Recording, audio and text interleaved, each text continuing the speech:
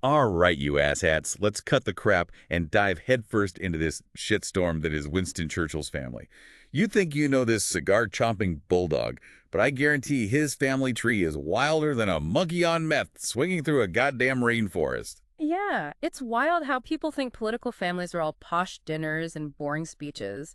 The Churchills, they're a whole different breed. Affairs, tragic deaths, even some fucked up connections to American history. No shit. I thought this was going to be total snooze fest, but the shit I dug up on these guys is insane. So let's start with Daddy Churchill. What was his name again? Lord something or other, right? Lord Randolph Churchill. Sounds like a name some wanker made up in a pub after one too many pints. He was a big deal in British politics, though, known for being flamboyant. And let's just say his behavior wasn't exactly what you'd expect from a lord. So basically a posh asshole. Got it. Well, he was the son of the 7th Duke of Marlborough, so yeah, pretty high up on the wanker scale. Okay, so little Winston was born with a silver spoon, so far up his ass it probably came out his mouth. What about his mom? She was American, right? That's right. Jenny Jerome, an American socialite known for her beauty and wit. So she was a gold digger? Then bagged herself a lord and popped out a future prime minister. Not exactly. She came from a pretty prominent family herself. Descended from Robert Coe, an early American politician with a huge family tree. Wait, so you're telling me this Lord Fancy Pants had an American mother? This just keeps getting weirder. It gets weirder. Oh, God, lay it on me. One of Jenny Jerome's distant relatives is George W. Bush. You're shitting me. Churchill and Dubia are related. Yep. History is a tangled web, my friend. Fuck, imagine those two at a family reunion. Churchill ranting about the war, probably pissed off about something, and Bush just standing there with that dumb look on his face, trying to explain his strategy. I'd pay good money to see that shit. That'd be a sight to see. Anyway, moving on to Winston's love life, he married Clementine Hosier. They were together for 57 years. 57 years. Longer than most celebrity marriages combined. But wasn't Winston a bit of a hound dog?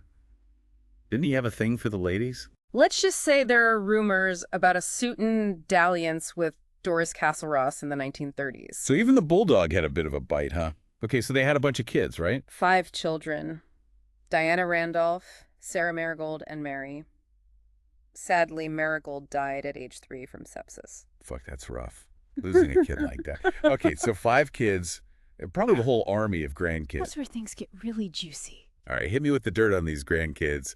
Who are the stars of the show? Well, Diana's son, Julian Sandys, had a big family, but one of his sons, Roderick, died young in a climbing accident. Geez, a climbing accident. Sounds like it's a curse on the Churchill name or something. It does seem like there's a pattern of success and tragedy in the family. Damn, that's some Shakespearean shit right there. Okay, so 1 dead grandkid. What about the others? Did any of them follow in dear old granddad's footsteps and become politicians? Absolutely. Randolph's son, also named Winston Churchill, became a politician. Just like his father, he went through 2 divorces. So we've got 2 Winstons, both politicians, and both couldn't keep it in their pants. What is it with these Churchills and their wandering dicks? And Mary Soames's son, Nicholas Soames, also went into politics.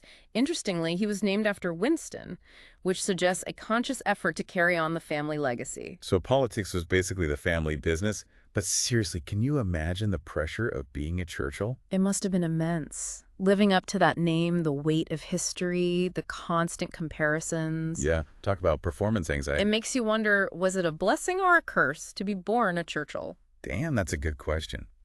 Would you rather be a Churchill with all the baggage that comes with it, or just some random dude who can screw up without the whole world judging you? Something to think about. We've covered a lot of ground today, folks, but we've only just scratched the surface of this crazy family saga. Join us next time as we delve deeper into the world of the Churchills and uncover even more secrets, scandals, and shenanigans. You won't want to miss it. Until then, my friends.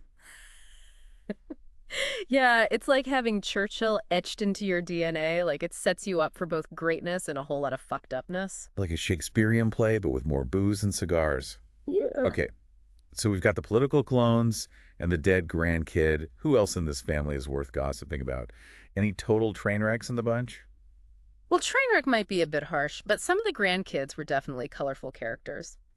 Diana Churchill's daughter, Edwina Sandys, had a pretty wild love life. Really? Spill the tea. She married Piers Dixon, then divorced him and married Richard Kaplan.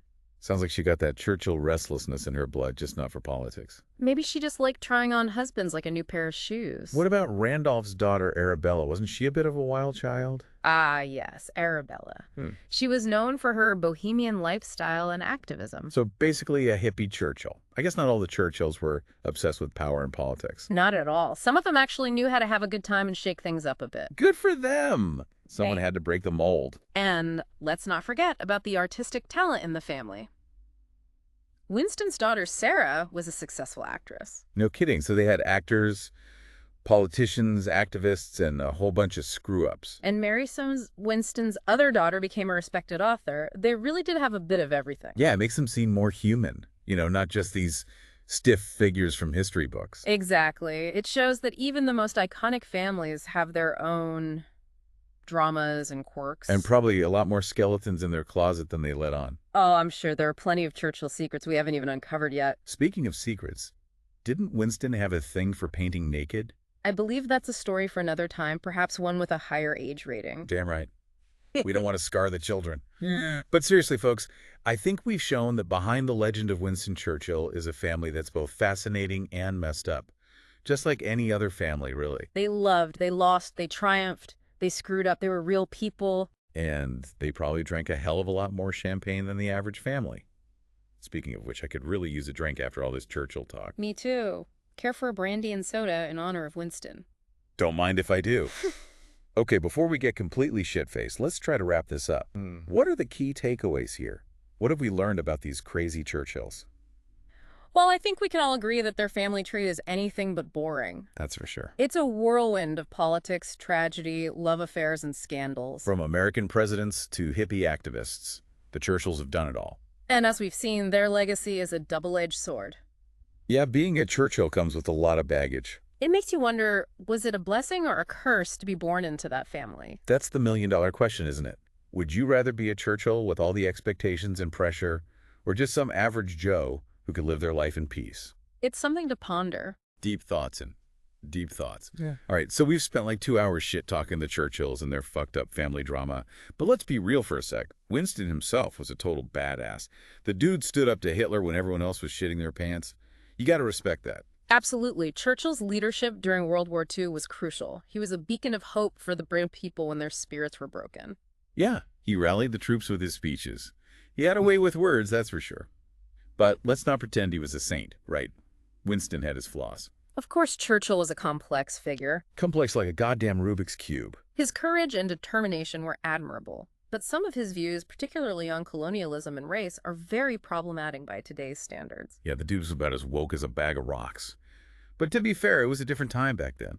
True, but historical context doesn't excuse those views. We can't just ignore the problematic aspects of historical figures, even the ones we admire. Right, we got to look at the whole picture, warts and all. Exactly. So Churchill wasn't perfect, but at least he wasn't a Nazi. His opposition to fascism is undeniably a key part of his legacy. All right, enough serious talk for one day. Bottom line expert, was it a blessing or a curse to be a Churchill? That's a tough one. The Churchill name opens doors, but it also comes with a lot of pressure and expectations. Yeah, like trying to live up to your parents who are like rock stars. It'd be tough.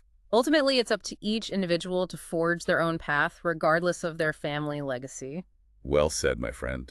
Well said. So there you have it, folks, the Churchills. A family full of triumphs and tragedies, brilliance and bullshit, all rolled into one hell of a historical saga. It's been a pleasure exploring this fascinating family with you. I hope our listeners have gained a better understanding of the complexities of history and the human stories behind even the most iconic figures. And on that note, you asshats, we're out of here. Go forth and make your own damn history, even if it's just figuring out how to open a beer bottle with your teeth. Catch you next time for another deep dive into the wild world of history. Until then,